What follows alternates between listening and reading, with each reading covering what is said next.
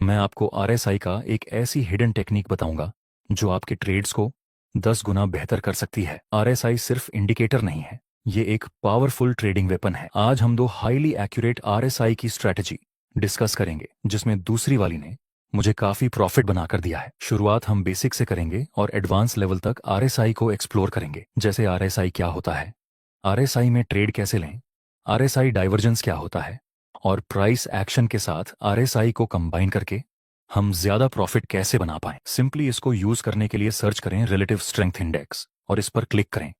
फिर आरएसआई आपके ग्राफ में प्लॉट हो जाएगा। इसमें मेन 3 इंपॉर्टेंट लेवल्स होते हैं, 30, 50 और 70। जब प्राइस 30 के नीचे होता है तो इसका मतलब है स्टॉक अभी सस्ता है या ओवरसोल्ड है, और जब प्राइस 70 के ऊपर होता है तो इसका मतलब है स्टॉक अभी महंगा है या ओवरबॉट है। आइए पहले स्टैंडर्ड स्ट्रैटेजी के बारे में डिस्कस करते हैं। इस स्ट्रैटेजी में लोग क्या करते हैं कि जब आरएसआई 30 के नीचे होता है तब वे सस्ता स्टॉक समझ के खरीद लेते हैं, और जब प्राइस 70 के ऊपर हो तब स्टॉक महंगा समझ के बेच देते हैं। जैसे यहाँ आरएसआई 30 के नीचे था तो ये एक बाई करने का सिग्नल हुआ और प्राइस ने ऊपर की तरफ मूवमेंट दिया भी, और यहाँ आरएसआई 70 के ऊपर था तो ये सेल करने का सिग्नल हुआ और प्राइस ने नीचे की तरफ मूवमेंट दिया भी।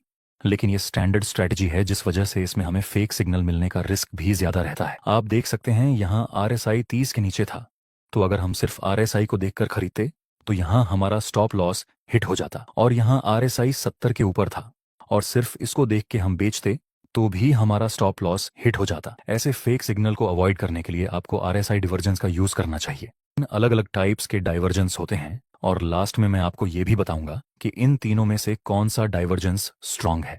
ए, जब price lower low and lower high के स्ट्रक्चर में नीचे आता है लेकिन RSI higher high and higher low के स्ट्रक्चर में ऊपर की तरफ मूव करता है तो इसको हम आरएसआई बुलिश डिवर्जेंस बोलते हैं। उसी तरह जब price higher high and higher low की फॉर्मेशन में ऊपर की तरफ मूव करती है लेकिन RSI lower low and lower high की फॉर्मेशन बनाता है तो ऐसे डाइवर्जेंस को हम बेरिश डाइवर्जेंस बोलते हैं।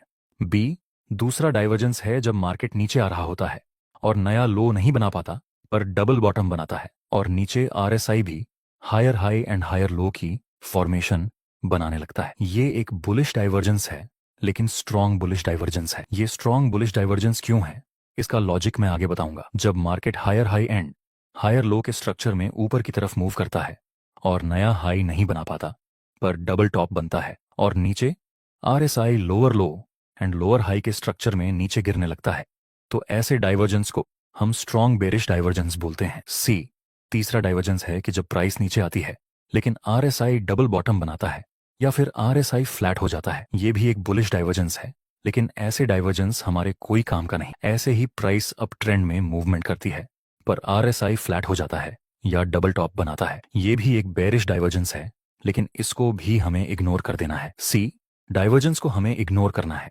बी, डाइवर्जेंस स्ट्रांग है क्योंकि यहां देखिए मार्केट नीचे नया लो नहीं बना पा रहा। अगर यहां सेलर्स सेल करने में ज्यादा इंटरेस्टेड होते तो हमें नया लो दिखने को मिलता, लेकिन ऐसा नहीं हुआ, जिस वजह से हम बोल सकते हैं कि यहां सेलर्स कमजोर हो रहे हैं और नीचे आरएसआई भी बुलिश डाइवर्जेंस शो कर रहा है। यहां हमें प्राइस में और आरएसआई में दोनों में सेम सिग्नल मिला सेलर्स की वीकनेस का, इसलिए ये एक स्ट्रॉन्ग बुलिश डाइवर्जेंस है। ए, डाइवर्जेंस नॉर्मल है क्योंकि अभी ये प्राइस तो नीचे मूव कर रही है, प्राइस में हमें कोई भी ऐसा सिग्नल नहीं मिला कि सेलर्स कमजोर हो रहे हैं। यहां सिर्फ और सिर्फ आरएसआई में ही सिग्नल मिल रहा है बुलिश डाइवर्जेंस का, इसलिए ये डाइवर्जेंस नॉर्मल है। और सी डाइवर्जेंस में तो प्राइस में भी कोई डाइवर्जेंस नहीं मिलता और आरएसआई भी सिर्फ फ्लैट है, इसलिए ऐसे डाइवर्जेंस को हमें इग्नोर कर देना है। अगर आप बिगिनर्स हैं तो शुरुआत में ये सब डाइवर्जेंस ड्रॉ करने में आपको बहुत ज्यादा तकलीफ आ सकती है, लेकिन इसका सोल्यूशन है मेरे पास। आप सिर्फ एक क्लिक करके सारे डाइवर्जेंस को ऑटोमेटिक प्लॉट कर सकते हैं, जिसके बारे में मैं आगे बताऊंगा। आइए अब समझते हैं इस डाइवर्जेंस स्ट्रैटेजी का यूज करके हम ट्रेड कैसे करें और कैसे प्रॉफिट बना पाएं। स्टॉक मार्केट में एक बहुत पुरानी कहावत है कि भाव ही भगवान है। कोई भी इंडिकेटर हो उसको हमें सिर्फ एक्स्ट्रा कॉन्फर्मेशन के लिए यूज करना है, सिर्फ इंडिकेटर के बेस पर हमें कोई ट्रेड नहीं लेना है। आप देख सकते हैं मार्केट अभी lower low and lower high के स्ट्रक्चर में नीचे आ रहा है। नेक्स्ट प्राइस नया लो नहीं बना पाता और डबल बॉटम की फॉर्मेशन बनाता है, जो कि एक बुलिश पैटर्न है। अगर हम आरएसआई को देखें तो उसने भी हमें बुलिश डाइवर्जेंस शो हो रहा है। अभी इस लेवल ने यहाँ रेजिस्टेंस का काम किया था वहीं आगे जाके सपोर्ट का काम करेगा। ब्रेकआउट देने के बाद प्राइस रिटेस्ट के लिए आता है। ऊपर से बुलिश और कॉन्फर्मेशन कैंडल की फॉर्मेशन मिली। प्राइस में हमें सेलर्स की कमजोरी दिखाई दे रही है और आरएसआई में भी बुलिश डाइवर्जेंस मिला। इस वक्त प्राइस और आरएसआई दोनों सेम सिग्नल दे रहे हैं। अब हम इसमें बाय में एंट्री कर सकते हैं। स्टॉप लॉस इस बुलिश कैंडल के लो से थोड़ा नीचे और प्रॉफिट टारगेट रखेंगे 1 से 2 या फिर नजदीकी रेजिस्टेंस के पास। आपको क्या लगता है हमारा प्रॉफिट टारगेट हिट हो जाएगा?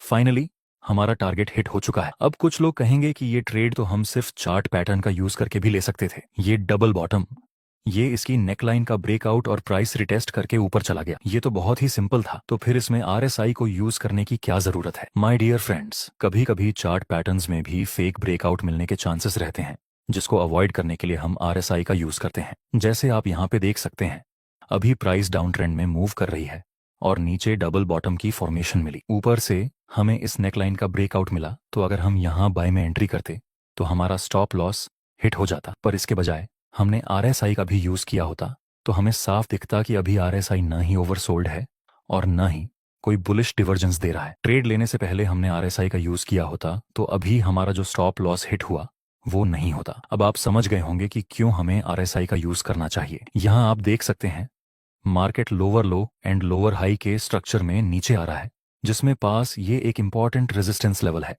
और ये लेवल भी हमारे काम का है, जो अभी अभी नीचे ब्रेक हो चुका है। आइए देखते हैं आगे क्या होता है। नेक्स्ट टाइम प्राइस ने इस मेन रेजिस्टेंस लेवल को अप्रोच किया और शूटिंग स्टार और कॉन्फर्मेशन कैंडल की फॉर्मेशन मिली, वो भी मेन रेजिस्टेंस लेवल के पास। प्राइस एक्शन के अनुसार ये एक सेल करने का सिग्नल है, लेकिन हमें एक और कॉन्फर्मेशन चाहिए।